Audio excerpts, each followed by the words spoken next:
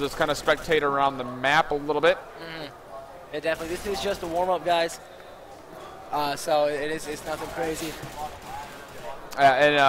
Again, kills will give you 10 points of your score. Assists will give you 3.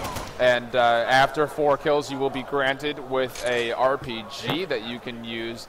It has 2 rounds in it, I believe. And then after that, there are randomly spawning UVA supports and helicopter support as well, as we've seen that come out twice in a few games already. And off the bat, we do see a lot of players now using that M4, and the G3 still there. Someone actually busting out the Scar, which is a nice balance between both the AK and the M4. He's going to try to rush in here, but get both sides of him shot at. So that's not very great for getting those kills. Yeah, definitely not. You don't want to. And that's one of the hardest things you can really control, because as a player, you're so focused on something in front of you that typically in a game like this, when you are getting shot from behind, it's very hard to turn on someone. Yeah. You do see it a lot with like Call of Duty and stuff like that, but typically, like especially with this game, if you're getting shot at, depending on who it is, and if they're just terrible aiming, then you might be able to do something with it. But you're typically done skis. It's over. Yeah, I mean, it's that's just definitely true. And it's interesting because I mean I know a lot of Quake Live players are very familiar with the free for all, the 1v1 situation. Ooh, nice shot there from 609 right over the snow dune, able to pick off that headshot. Absolutely gorgeous, and he's going to go for the flamethrower pickup, which is a lot of fun. But kind of going back to it, there is a certain strategy of free-for-all. I mean, finding advantageous areas, as there is 1 flamethrower, make it 2 as he is now on a 3-kill spree. And that flamethrower, you can't see it from our point of view. The reload of that is just the fuel gauge dropping down as he's going to try to get some more flaming going on. Literally, yes, able to get 4 kills. That will be the end of his flamethrower there, but he does have an RPG in the queue right now. He's getting shot from behind, and I'm wondering what that sound is going to have play, if he's even using sound there at all. Is that us? I guess that is us. Well, it's not super loud. Oh, bad reload time there, but a good pickup there. So, hey, 603 will pull away with that warm-up match win. But, hey, it's just a warm-up match. It is just a warm-up match. Gives them a little feel for the game to get used to it, which is exactly what we want. I mean, yes. Then that way they have the ability and the recognition of, okay, I kind of have an idea of what I'm going to do. It's the same exact map, same weapons, so it's basically going to be the same style of play. Unique, though, for him to pick up the flamethrower, though. That is awesome to have, see, kind of making it up and stuff like that. So we are giving the directions right now, and then we are going to go shoot straight into it. And then we will have one more after this, and then the final. So we're just going to go, knock them all down right in one fell swoop, full of Arctic combat, which I'm perfectly fine. I'm fine with. Yeah, and this will be really, I think this will be a pretty good qualifier again. Again, top 2 will move on to the finals, and every finalist will get a piece of the $750 cash prize pool, which is pretty awesome, as we're still waiting for the settings to move to the correct ones, and there they are. So as soon as everyone's readied up,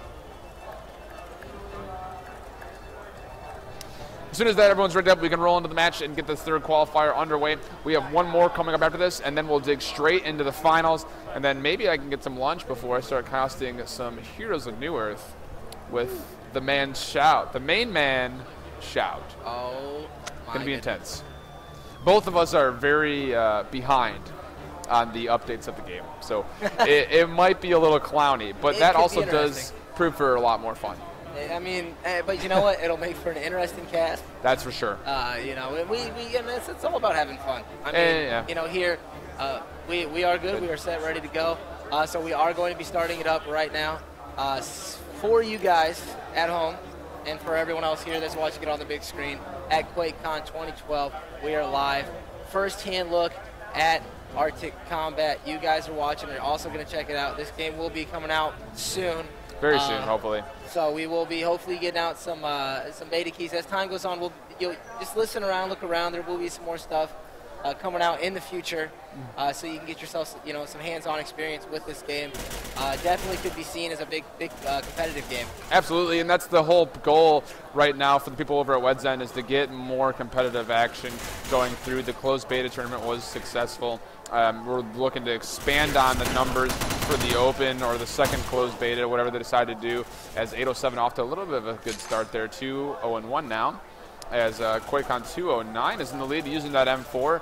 He's playing very patiently back here around what would be the offensive spawn for Search and Destroy. We'll see more of that. And you can see the bombs are labeled on some parts of the environment as he tries to get a nade off. Actually almost catches 809 there. Yeah, that was definitely a well-placed grenade. I think he was planning on throwing it, a little bit earlier and farther, but he just popped into that rim and unfortunately ran right into someone. As you can see, a lot of these guys are just kind of taking it slow, kind of working their way around the map, not really wanting to engage, just trying to pick up kills when they can. I think that some of these guys need to be a little bit more aggressive. As we do see that right there, 210 taking them out. Artillery is being called in right now. Oh, excuse me. As the kill feed is constantly going. Once again, with no zoom right there, that's one of those things you definitely want to zoom in right there. Go to your ADS. Makes it definitely much more accurate. And yeah, I think he would have picked up that kill right there. Absolutely, I would have to agree there. And the big thing about it is again, you can see it right here, and he's actually going to go for the prone. Yeah, he's going to go for a little bit of a dolphin dive on the prone shot there. The grenade does light him up pretty heavy. He's going to throw a defensive nade out and try to find a way to make some health packs drop or pick up some ones that are loitering around. So 2-9 playing pretty passively, playing in a really nice little hidden spot there to pick up at least one more kill before he may drop here, only at 2 HP, but he's going to play around this railing. 807 will find him loitering over that area and take him down. But looking at the scoreboard, 209 is in the lead with that M4 action with 8 kills and the 3 deaths, sitting at 80 score, make that 90 after that 9th kill right there. 807 shortly behind that at 6-2 and 4. So picking up some assist points there is very important. And we do see more people getting familiar with the proning, which is a very useful mechanic in the game, especially when you get into this longer combat. Your aim does level off a lot better, especially when you're using guns that have more higher recoil, such as this AK, as we see some full hip shooting right there from the AK, unable to finish off all of that action right there. And looking at the score, to almost the 215 mark in the game left to go.